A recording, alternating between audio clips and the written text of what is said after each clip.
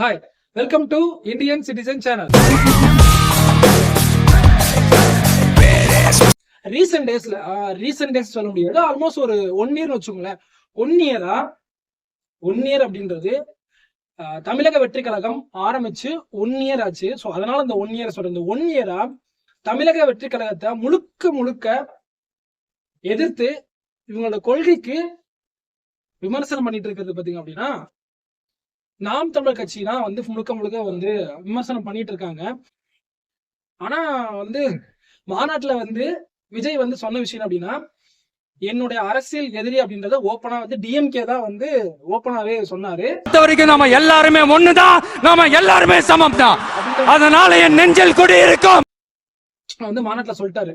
ஆனா எந்த இடத்துலயுமே வந்து கட்சி ஆரம்பிக்கிறதுக்கு முன்னாடியும் சரி, கட்சி ஆரம்பிச்சதுக்கு அப்புறமும் கூட நாம் தமிழ் கட்சியோட ஒருங்கிணைப்பாளர் சீமானந்தன் பத்தி எந்த இடத்துலயுமே வந்து இவர் வந்து மென்ஷன் பண்ணியோ இல்ல அந்த கட்சியை பத்தியோ எந்த இடத்துலயும் வந்து அவர் பேசுனது கிடையாது.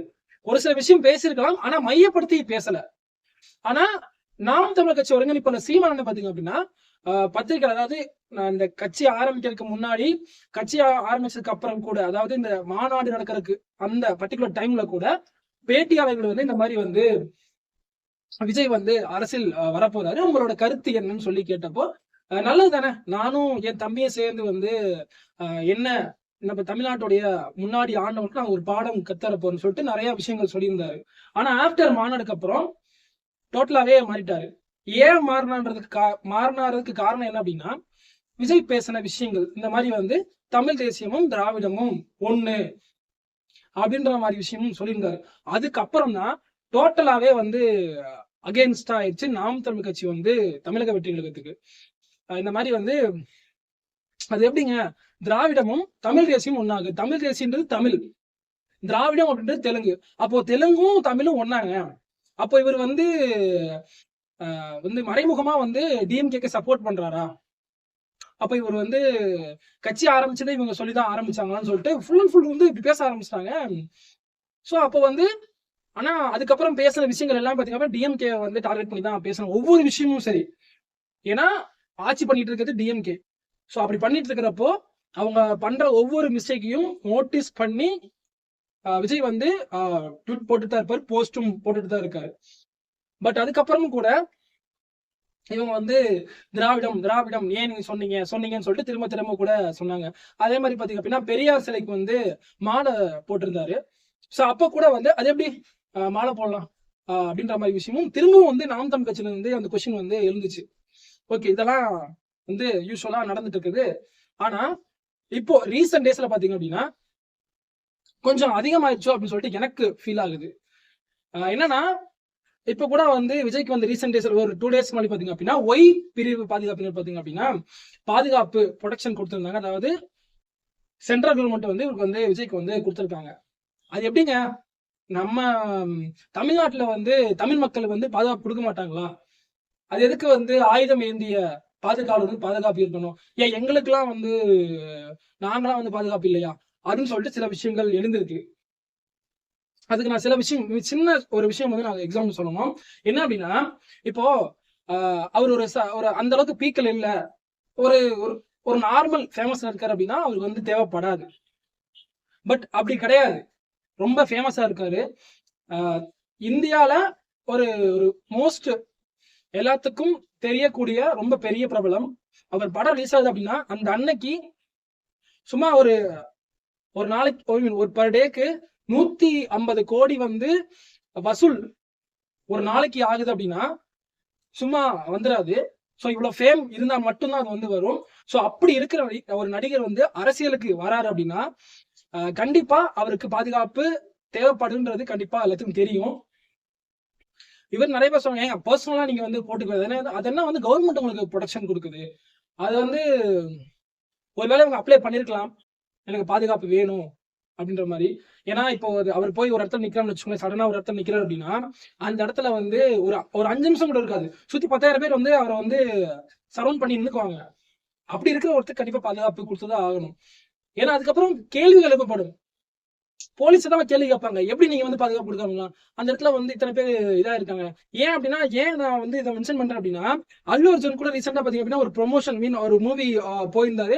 அப்ப கூட ஒரு பையனும் அவங்க அம்மா வந்து இறந்துட்டாங்க. சோ அந்த ரீசனுக்காக கூட கொடுத்துருக்கலாம். ஏன்னா முழுக்க முழுக்க கேள்வி கேட்கப்பட்டது, போலீஸை வந்து கேள்வி கேட்டாங்க, எப்படி நீங்க பண்ணலாம்னு சொல்லிட்டு ஒரு பெரிய ஒரு பிரச்சனையாச்சு. அவரை கூட காலைல அரெஸ்ட் பண்ணி ஈவினிங் வந்து ரிலீஸ் பண்ணாங்க. சோ இதெல்லாம் தேவையில்லை, ஒரு பாதுகாப்பு தானே கொடுத்துடலாம் அப்படின்றதுக்காக கொடுத்துட்டாங்களோ என்னவோ. ஓகே, இதுல இன்னொரு விஷயம் வந்து ஒரு சின்ன ஒரு விஷயம் வந்து எனக்கு தோணுது, உங்களுக்கு தோணுச்சான்னு தெரியல. ஐ மீன், தமிழக வெற்றி கழகம் கட்சி ஆரம்பிச்சு ஆல்மோஸ்ட் ஒரு 1 இயர் ஆச்சு. இந்த 1 வருஷத்துல கட்சி ஆரம்பிக்கிறதுக்கு முன்னாடியும் சரி, ஆஃப்டர் இந்த விஷயங்கள் நடந்துட்டு இருக்கிறப்ப சரி, எந்த ஒரு இடத்துலையும் தமிழக வெற்றி கழகமும் சரி, ஏடிஎம்கும் சரி, 2 பேரும் மாத்தி மாத்தி விமர்சனம் பண்ணிக்கல. முழுக்க முழுக்க விமர்சனம் பண்ணது ஏடிஎம்கும் சரி, தமிழக வெற்றி கழகமும் சரி, 2மே வந்து டிஎம்கே தான் வந்து டார்கெட் பண்ணி பேசிட்டு இருந்தாங்க.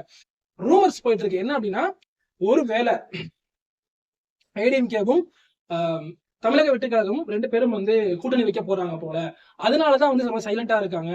ஏன் அப்படின்னா, ஏடிஎம்கேவோட முன்னாள் அமைச்சர்கள், முன்னாள் எம்எல்ஏக்கள், ஈவன் மினிஸ்டர்ஸ், முதலமைச்சர் எடப்பாடி பழனிசாமி அவர்கள் கூட பெருசா விமர்சனம் வைக்கல. அதுதான் வந்து உண்மை, நீங்களே பார்த்திருப்பீங்க.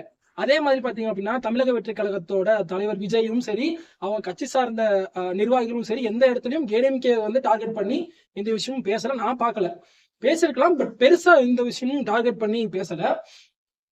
ஒருவேளை 2 பேரும் கூட்டணி வைக்க போறாங்கன்னு சொல்லி பேசுறாங்க. ஒருவேளை 2026ல ஏடிஎம்கேவும் தமிழக வெற்றி கழகம் கூட்டணி வச்சாங்க அப்படின்னா, யார் வந்து சிஎம் ஆவாங்க, யார் வந்து டெபுட்டி சிஎம் ஆவாங்க அப்படின்ற விஷயம் உங்களுக்கு தோணுச்சு அப்படின்னா நீங்க வந்து கமெண்ட்ஸ்ல சொல்லலாம். எனக்கு என்ன தோணுது அப்படின்னா, ஒரு பாலிடிக்ஸ் செக்டர் அப்படின்னா கண்டிப்பா வந்து எடப்பாடி அவர்களுக்கு வந்து எக்ஸ்பீரியன்ஸ் ரொம்ப அதிகம். ஒருவேளை அவர் வந்து சிஎம்மா இருக்கலாம், டெபுட்டி சிஎம்மா வந்து விஜய் அவர்கள் இருக்கலாம் அப்படின்னு எனக்கு தோணுது. ஒருவேளை மெஜாரிட்டி வைஸ் கூட இருக்கலாம், பட் நடந்தா நல்லா இருக்கும்னு எனக்கு தோணுது. உங்களுக்கு எப்படி இருக்குதுன்னு நீங்க வந்து கமெண்ட்ஸ்ல சொல்லலாம். Okay, come to the point. இப்போ வந்து நாம் தமிழருக்கும் தமிழக வெற்றி கழகத்தும், அதுக்கப்புறம் வந்து இப்போ வந்து இந்த 2 கட்சிக்கும் வந்து மாத்தி மாத்தி பேசிட்டு இருக்காங்க. ஏன் வந்து இவ்வளோ கிரிட்டிசைஸ் பண்றாங்க அப்படின்னு எனக்கு புரியல. ஆனா ஒரு இடத்துல கூட தமிழக வெற்றி கழகம் வந்து நாம் தமிழர் கட்சியை வந்து டார்கெட் பண்ணி இவங்க இந்த மாதிரி பேசுறதுக்கு முன்னாடி எந்த விஷயம் பேசல.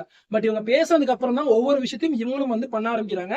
பட் அப்புறம் வந்து இப்ப கூட ஒரு ட்வீட் ஒண்ணு, தமிழக வெற்றி கழகத்தோட பேஜ் ஒண்ணு, ஆனா அது அவங்களோட ஒரிஜினல் பேஜ் மாதிரி தெரியல, இவங்களா ஃபேன்ஸா கிரியேட் பண்ணிருக்கிற பேஜ் போல.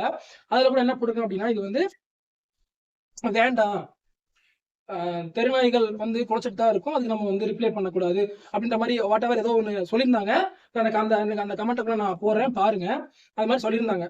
ஸோ நாங்கள் உங்களை அவாய்ட் பண்றோம், எங்க டார்கெட் நீங்க இல்லை, நீங்க கிடையாது, எங்க டார்கெட் வந்து வேற, எங்களுக்கு அச்சீவ்மெண்ட் பெருசா இருக்குன்றத சொல்றாங்களோ என்னவோ, எனக்கு அதான் தோணுது.